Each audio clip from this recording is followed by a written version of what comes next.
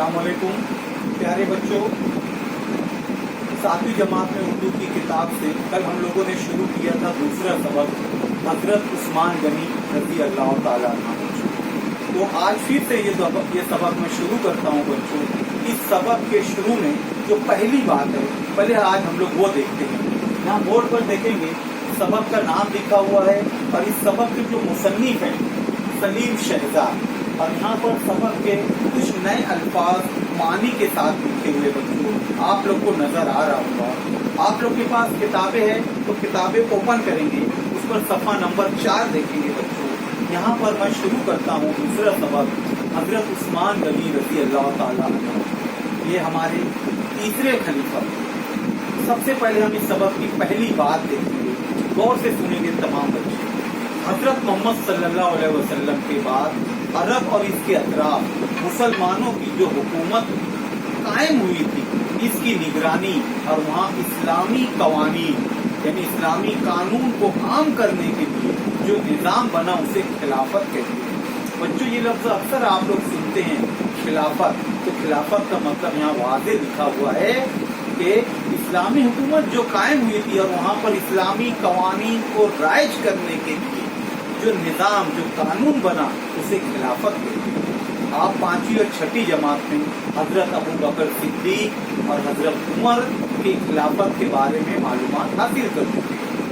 इन दो असहाब, सहाबा की जमा असहाब, इन दो सहाबा के बाद हजरत उस्मान और हजरत अली खलीफा बनाए।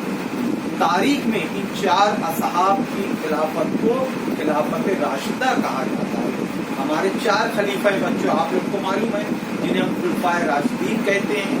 तो इनकी खिलाफत के जमाने को खिलाफत राशिदा कहा जाता है।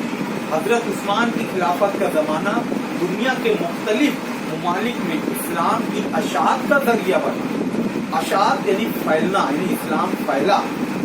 इस्लामी तालीम और इस्लामी माशरे पर इन मुल्कों के असरात भी पड़ने लगे।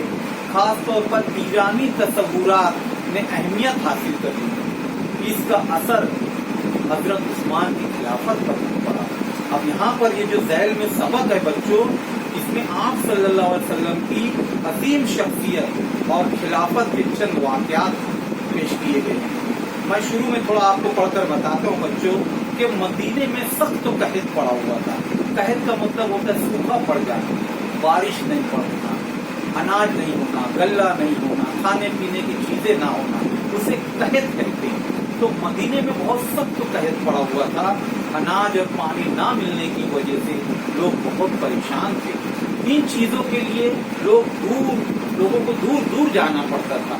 मदीने के एक हिस्से में यहूदी लोग आबाद थे और उस इलाके में कुआं था, है ना, और वो कुएं का मालिक कौन था? एक यहूदी था।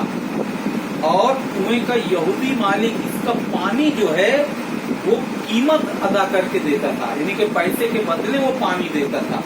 गरीब मुसलमानों ने ये बात रसूल अकरम सल्लल्लाहु अलैहि वसल्लम को बताई और आप सल्लल्लाहु अलैहि वसल्लम ने ऐलान फरमाया कि लोगों को पानी की तकलीफ से बचाकर अल्लाह की खुशनवेदी कौन हासिल करे। ये ऐलान किया गया।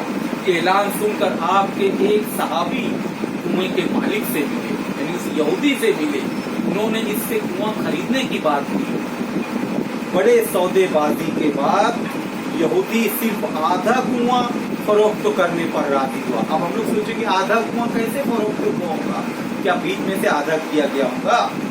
आधे कुएं से मुराद ये थी कि एक दिन तो कुआं खरीदने वाला इसका पानी इस्तेमाल करेगा और दूसरे दिन यहूदी कुएं का पानी का मालिक होगा।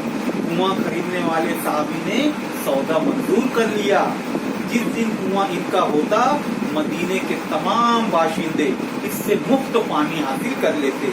लेकिन दूसरे दिन यहूदी अपना पानी मुसलमानों को बहुत महंगे दामों में फरोख्त करता। तब मुसलमानों ने ये तय किया कि जिस दिन कुआं यहूदी का ना होता वो 2 दिनों का पानी जमा कर लेते। इस तरह दूसरे दिन यहूदी से पानी खरीदने कोई ना जाता। परेशान होकर यहूदी ने कुआं खरीदने वाले सहाबी से कहा कि मैं पूरा कुआं बेचने के लिए तैयार हूँ। सहाबी ने कुएं की बकिया कीमत भी अदा कर दी और इसे मदीने के सभी बाशिंदों यानी सभी लोगों के लिए वक्फ कर दिया, दे दिया।